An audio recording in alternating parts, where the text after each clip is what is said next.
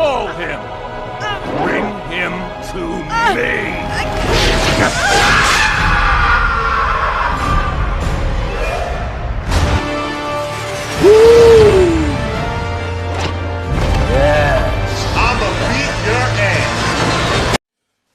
Boy, all the news just keeps coming and coming today. So Joss Whedon responds to Justice League allegations, and he says the cast was rude. Okay. It says here, Whedon also discusses other allegations of misconduct that occurred during Buffy the Vampire Slayer. Filmmaker Joss Whedon has broken his silence over allegations of misconduct while working on Justice League and Buffy the Vampire Slayer. In an interview with New York Magazine, Whedon opened up about his experience taking over the directorial duties of Justice League following Zack Snyder's departure. They asked me to fix it, and I thought I could help, Whedon said before claiming that the decision to take over the project was one of the biggest regrets of his life. When he was first brought on, Whedon said his role would strictly be limited to writing and advising, but soon it became clear to Whedon they had lost faith in Snyder's vision and wanted him to take full control. A WB representative denied this claim, and Snyder has publicly revealed that he chose to leave Justice League to spend time with his family after his daughter had passed away. After becoming the new director of Justice League, Whedon was in charge of nearly 40 days of reshoots, and he admitted that from the start things were tense between him and the stars. Whedon's directional style was much different than Snyder's, as he expected actors to read lines exactly as they are written, while Snyder encouraged a bit more creative freedom. I do like that. I do like when a director, I'm not saying it's bad to say it the way it's written. I'm not saying that because the way it's written can be perfect for the specific scene, but sometimes as an actor, God, it just doesn't feel right. You don't flow right, and when they let you have a little bit of improv freedom, or even a lot, it makes the whole experience so much better. And a lot of great movies have been made with improv, or just, you know what I mean? But that's fine. I can deal with any type of director, although it's nice to be able to have that freedom. An unnamed crew member shared to New York that this change didn't go down well at all, especially after Whedon announced that he had never worked with a ruder group of people. This went beyond simply directorial styles. However, as the actors would continue to criticize his writing, as an example, Whedon claims Wonder Woman actress Gal Gadot suggested that that's not right. Gal Gadot suggested that he didn't understand how superhero movies worked.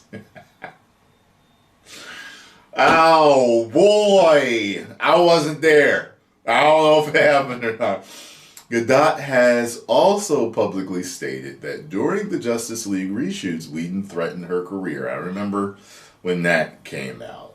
If she didn't read the lines as he wrote them for Wonder Woman, or failed to follow his direction, she says Whedon went so far as to say he would harm her career if she continued to push back on his rewrites.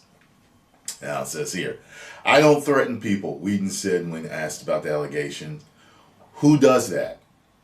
Well, I mean, I've worked in several jobs where I've been threatened. Is Hollywood similar? I haven't made it to big budget stuff. I've worked on smaller budgeted films and projects. I've never been threatened there, but who knows? I've heard stories in Hollywood about people threatening people's careers. Whether, because they won't do something or, will do something or whatever. So, says, he continues to say that Gal Gadot just misunderstood him. English is not her first language, and I tend to be annoyingly flowery in my speech. Whedon said he gave a specific example of a time when he was arguing with Gal Gadot over a scene she wanted to cut. Whedon said that he jokingly told her that if she wanted to get rid of it, she would have to tie him to a railroad track and do it over his dead body. Then I was told that I had said something about her dead body and tying her to the railroad track, Whedon added. Gadot told New York in an email that this was not true and that she understood perfectly what was going on. Cyborg actor Ray Fisher has been also vocal about his negative experience working on Justice League with Whedon. While Cyborg was a central focus of Snyder's vision, it was almost like it was his movie.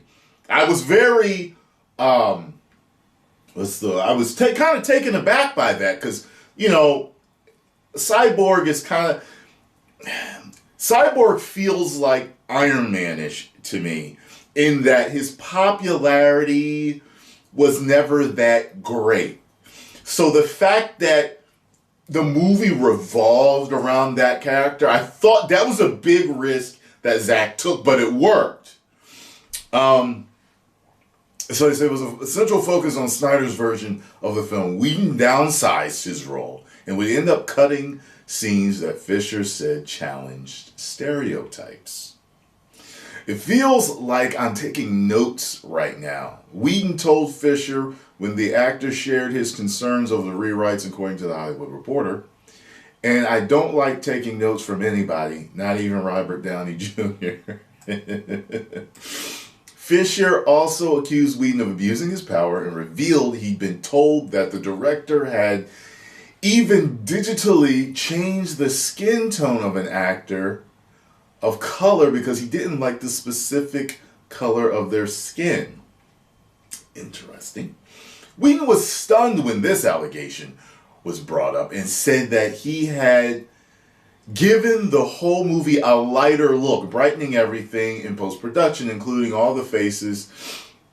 He also said he cut down Cyborg's role in his version of the film because his storyline logically made no sense, and that he simply felt Fisher's acting was not great. He said he spent hours discussing these changes with Fisher in conversations that were friendly and respectful. Whedon believes that none of these claims Fisher has made are either true, or merited discussing. We're talking about a malevolent force, he said on the topic of Fisher's motives. We're talking about a bad actor in both senses. Wow. Following Fisher's allegations, Buffy the Vampire Slayer star Charisma Carpenter also spoke out against Whedon and said he created a hostile and toxic work environment since his early career. She also said that he callously called her fat to colleagues when she was 4 months pregnant. While Whedon agreed he was not mannerly, he remembered his time working with Carpenter much differently. Most of my experiences with Charisma were delightful and charming, Whedon said. She struggled sometimes with her lines, but nobody could hit a punch line harder than her. He also said he did not call her fat. It says that the interview goes into much more detail on Whedon's career. Oh boy. Well, at this point, as he said, she said, I wasn't there. I have not talked to anybody about those allegations. So, I don't know. I'm just reporting the news here. That's it. That's all I'm doing. So, it is what it is. Hashtag restore the Snyderverse. And hey, I hope everybody lives happy, fruitful lives, and the truth is brought to justice. Pun intended. 10 million subscribers. Ooh.